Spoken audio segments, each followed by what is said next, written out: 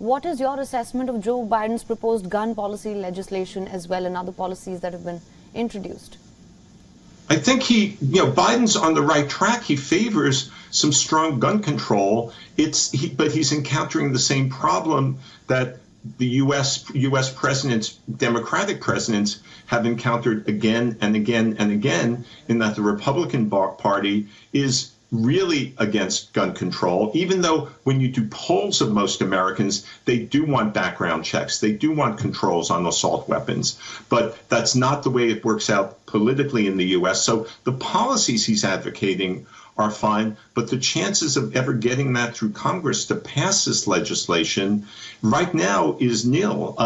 And if anything, it got worse over the past day in that we now have a new Speaker of the House who's even more conservative than his predecessor and probably even more against gun control than his predecessor, who himself was a Republican. And as Speaker of the House, he'll control whether, and this is a Republican Speaker, the Republicans control our House of Representatives. As an ultra-conservative, he'll probably be opposed to and will block any kind of reasonable gun control measure.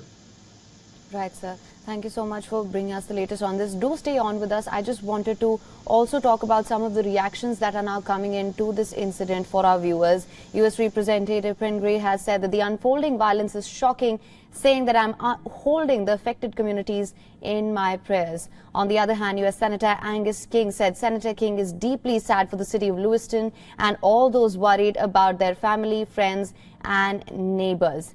Also, Representative Jared Golden saying, like all Mainers, I'm horrified by the events in Lewiston tonight. This is my hometown. Now, I would also like to bring our correspondent Susan Tehrani back in. Susan, thank you so much for staying on with us. Susan, these are the reactions that we're getting in so far. What's the latest on this? What can you tell us? Well, we do know now that FBI's Boston office says that it's ready to assist in any shooting investigation. And as you mentioned, state lawmakers, one after the other, are responding. As you rightly mentioned in the beginning, President Biden has been notified. He's having state dinner with the Australian Prime Minister at the moment, so or the dinner might have finished right now. So we'll have to hear an official line from the White House, hopefully very soon. But I also wanted to say that the city council was saying that, they are a population, a city of about 39,000. They have 2 hospitals, and they're concerned right now that their hospitals are not equipped for something like this. And also that they've called all paramedics and all personnel, whoever they have, to come on call, basically, to take care of those that are wounded. And of course, now we learn that the numbers are just going higher from the killings.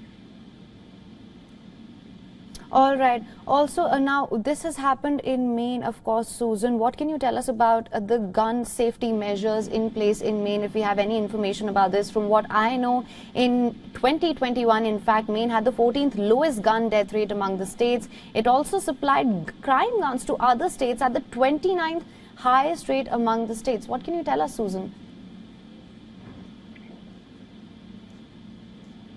Yeah, I mean, that's exactly true. And we talked about gun control. We talked about red flag laws. In 2022, these red flag laws were approved. And I do believe that Maine was one of the states that it was approved in. But it's important to note that, these laws, these red flag laws are being implemented. And this person of interest, when we look at his characteristics and the history that he's had, and the fact that he said that he's hallucinating, hearing things, he has mental health issues, he would have been a perfect case for, possibly not being around a firearm, yet we still learned that he was a firearm instructor, possibly. And so, it's one thing to implement pass these laws, if any, in Washington, but then, implementing them on a lower level, city to city, is just, a whole other beast. And I think that's where the focus may start to lie moving forward. Right. Susan, thank you so much for the latest on this. Do stay on with us. Sir, I would like to come back to you, Mr. Golub. The Second Amendment to the United States Constitution, it guarantees the right to bear arms.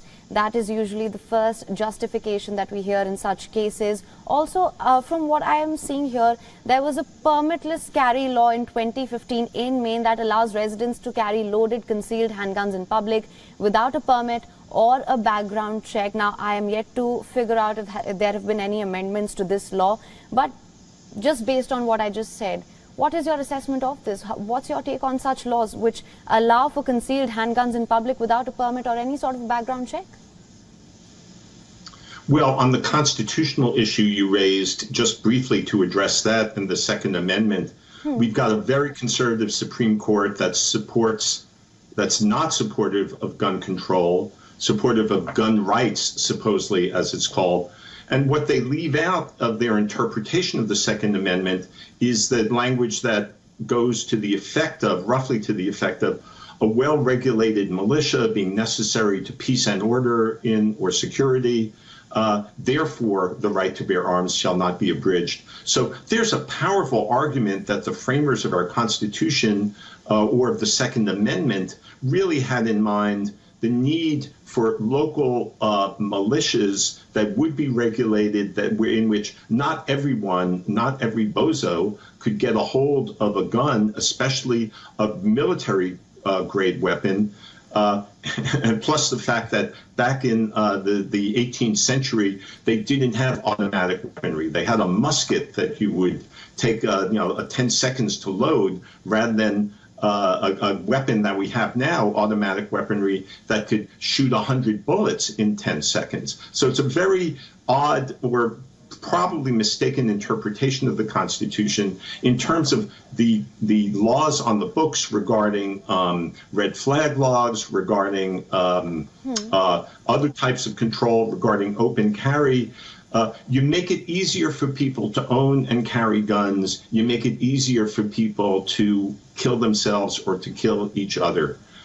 It's almost as simple as that. In addition, even though there is some interesting data indicating that those states that have stronger gun control laws have lower, by and large, have lower rates of death by virtue of guns. You know, the way the U.S. is, you can buy a gun in one state and go, take a train or take a drive, and a half an hour later or 10 minutes later, you might be in another state, depending where you are. And you could use the gun that was easy to get in state one to commit crimes or to commit violence in state two. Mr. Golub, also talking about those vehemently opposed to any sort of gun control at all, we have to talk about the gun lobby in the United States, the NRA. Now, just for better understanding and clarity here, could you tell us a little bit about the NRA? Why and how is it so influential and powerful? Well, that's a great question. It's a complicated answer. And, frankly, it wouldn't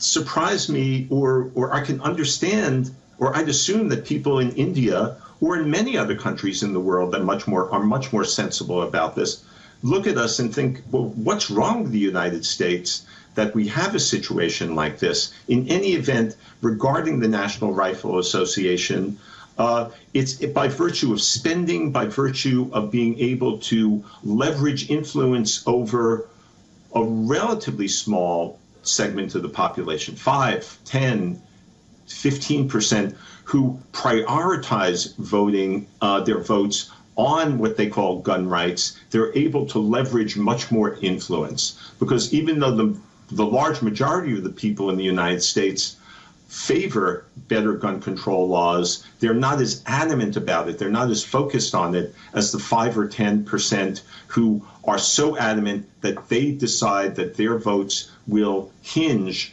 on whether or not a given legislator or governor is willing to just